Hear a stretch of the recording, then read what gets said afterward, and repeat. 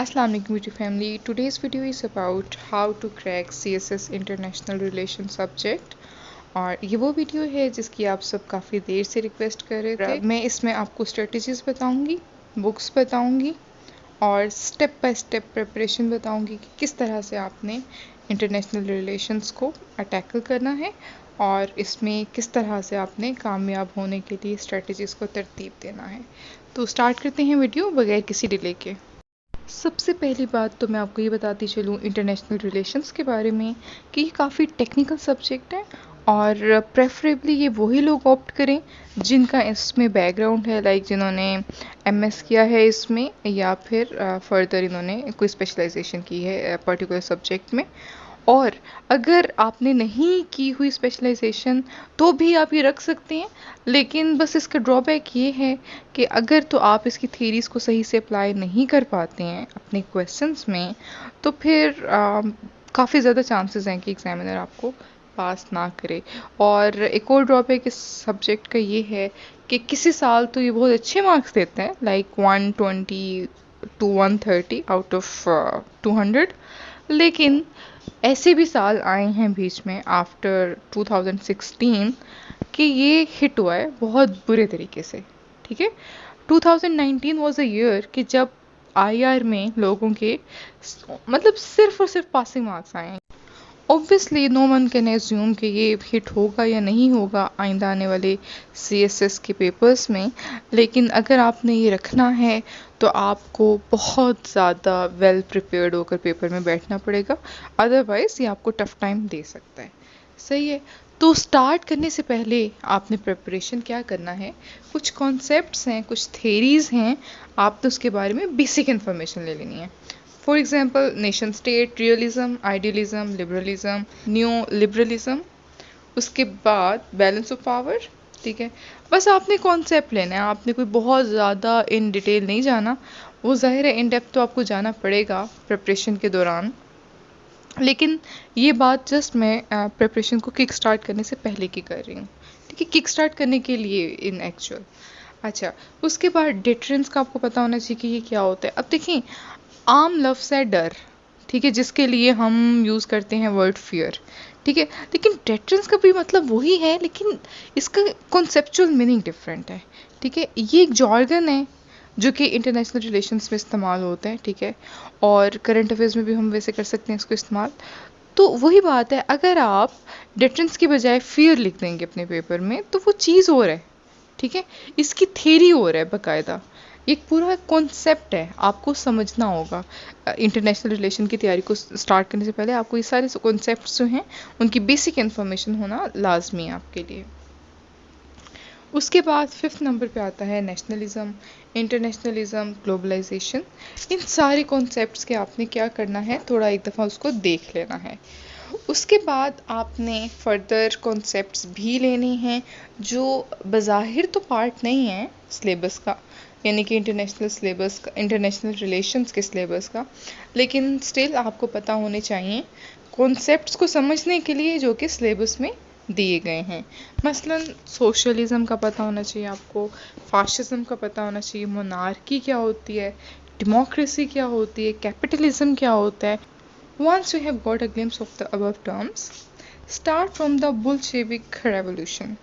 ठीक है, ये बेसिकली एक टॉपिक है आईआर के सिलेबस में जो कि पार्ट 2 में आता है। ठीक है, और ये आपको मदद देगा अपनी तैयारी को किक स्टार्ट करने में, क्योंकि इसके बाद ही सारे जो इवेंट्स हैं, ठीक है, वो आपस में इंटरलिंक्ड हैं, तो आपको समझ आ जाएगा कि बेसिकली ये सारे जो इवेंट्स हैं ये किस तरह से हुए, किस तरतीब से हुए। ठीक है, और कैसे ये एक दूसरे पर डिपेंडेंट हैं। तो आपके लिए आईआर को टैकल करना बहुत ज़्यादा आसान हो जाएगा। उसके बाद अगला स्टेप आता है scan through the past papers. आपको पास्ट पेपर्स को अच्छे तरीके से स्कैन करना पड़ेगा। ठीक है, सिर्फ सरसरी नहीं देखना, आपने उसको इन डिटेल देखना है। ठीक है, आपने उसका केयरफुल एनालिसिस करना है। उसके बाद अगर आपने एनालिसिस कर लिया पास्ट पेपर का, अब बारी आती है कि आप देखें कि एग्ज़ाम का ट्रेंड क्या है। ठीक है, यानी कि एग्जामिनर किस किस्म के सवाल पूछ रहे हैं, तो बस आपने ट्रेंड चेक करना है कि एग्जामिनर किस हद तक सवाल को घुमाते हैं और उसका क्या ट्रेंड है। ट्रेंड मतलब कि वो आपसे थ्योरेटिकल इन्फॉर्मेशन मांग रहा है या एनालिटिकल मांग रहा है, जो कि ऑब्वियसली इंटरनेशनल रिलेशन में ज़्यादातर एनालिटिकल ही मांगी जाती है। तो इस तरह से आपको अंदाज़ा हो जाएगा। उसके बाद you have to find the right book. और बुक्स के लिए मैं आपको बताती चलूँ कि जनरल अंडरस्टैंडिंग के लिए सिलेबस तो नहीं मतलब कवर होगा इसमें आपका पूरा, लेकिन ये है कि आपको एक जनरल अंडरस्टैंडिंग मिल जाएगी। और जनरल अंडरस्टैंडिंग के लिए आपने पढ़नी है वर्ल्ड पॉलिटिक्स सिंस 1945, ठीक है। उसके बाद दूसरे नंबर पर आपने पढ़नी है पॉलिटिक्स अमंग्स्ट नेशन। और उसके बाद आपने एक जनरल जब अंडरस्टैंडिंग हो जाए, उसके बाद सीएसएस की आपको स्पेसिफिकली जो सीएसएस के सिलेबस को कवर करने के लिए लिखी जाती है किताब, आप वो मतलब कर लें, कंसल्ट कर लें। और उसमें से सबसे बेस्ट जो है as mention in the document Ikram Rabbani की है, इंटरनेशनल रिलेशंस की, ठीक है। वाइट से कलर की होगी, ठीक है। मे भी कलर डिफरेंट भी हो सकता है, लेकिन जो मैंने देखी थी वो date was in white colour. और उस किताब पे इकराम रबानी की पिक्चर भी बनी होती है। तो खैर वो किताब जो है आईआर के लिए सुना है कि वो अच्छी है, और उसमें सारे कॉन्सेप्ट्स जो हैं वो क्लियरली और अच्छे तरीके से दिए गए हैं। और दूसरा जो हैक है वो ये है कि आपने करंट अफेयर्स के साथ जुड़े रहना है और आपने अप टू डेट रहना है। अब बाकी रही बात सवाल का जवाब अटेम्प्ट करने की, तो उसके लिए सबसे ज़रूरी चीज़ ये है कि आपने थ्योरी की सही तरीके से एप्लीकेशन करनी है, ठीक है। अब मसलन कि जहाँ पे नहीं भी आ रहा, जहाँ पे थ्योरी अप्लाई करने का नहीं भी कहा गया सवाल में, आपने वहाँ पर भी करनी है, ठीक है। और यही की टू सक्सेस है आईआर में। और थ्योरी की एप्लीकेशन से पहले ऑब्वियसली इसीलिए आपको थ्योरी को इन डेप्थ जानना बहुत ज़्यादा ज़रूरी है। मिसाल के तौर पे आईआर, करंट अफेयर और पाकिस्तान अफेयर में फ़र्क ही थ्योरी एप्लीकेशन से आता है। वरना फॉर इंस्टेंस कश्मीर इशू है, ये टॉपिक आपको आईआर में भी मिलेगा, करंट अफेयर्स में भी मिलेगा और पाकिस्तान अफेयर में भी मिलेगा। अब फ़र्क क्या है? फ़र्क ये है कि आईआर में तो आप कश्मीर इशू में कोई ना कोई थ्योरी को ज़रूर आपने उसमें अप्लाई करनी ही करनी है।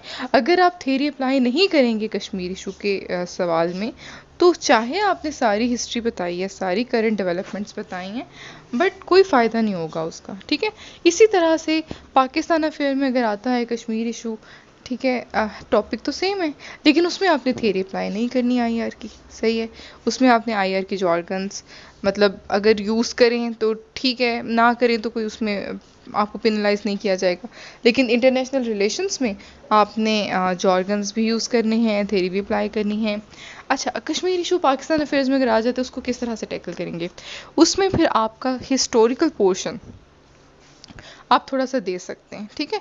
और उसमें आपने साथ ही साथ अगर पूछा है डिटेल में आया ही सवाल हिस्टोरिकल जो भी उसका रहा है कॉन्टेक्स्ट उसमें आ जाता है, तो फिर तो आपको सारी टाइमलाइन देनी पड़ेगी इवेंट्स की।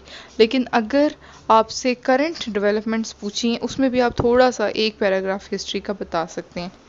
जहाँ तक बात है कश्मीर इशू के करंट अफेयर्स के पेपर में आने की, तो आप करंट अफेयर्स में कैसे टैकल करेंगे कि आपने हिस्ट्री को बिल्कुल नहीं छेड़ना, ठीक है। आपने सिर्फ और सिर्फ उसमें करंट डेवलपमेंट्स की बात करनी है, ठीक है। उसमें आपने बिल्कुल भी हिस्ट्री को टच नहीं करना। जिस तरह से पाकिस्तान अफेयर में आपने हिस्ट्री पे एक पैराग्राफ लिखना है ना, पूछा हो या ना पूछा हो, और पाकिस्तान का उस पर असर भी पूछना है, ठीक है। और कश्मीर इशू का पाकिस्तान पे असर और पाकिस्तान की मदाखलत, ठीक है, और सारे असरात वगैरह, पाकिस्तान का स्टेक क्या है उसमें, ये सारे जो हैं आस्पेक्ट्स आ सकते हैं, पूछे जा सकते हैं। तो ये बुनियादी फ़र्क है और आपको पता होना चाहिए इस डिफरेंस का। और जो ज़ाहिर डिफ्रेंशिएट कर पाता है फिर वही सीएसएस को भी क्रैक कर पाता है। तो होप फॉर द बेस्ट। इन बातों का बस ख्याल रखिएगा पेपर को अटेम्प्ट करते हुए, और बेस्ट विशेस टू ऑल। दुआओं में याद रखिएगा, चैनल को सब्सक्राइब करिएगा। अल्लाह हाफ़िज़।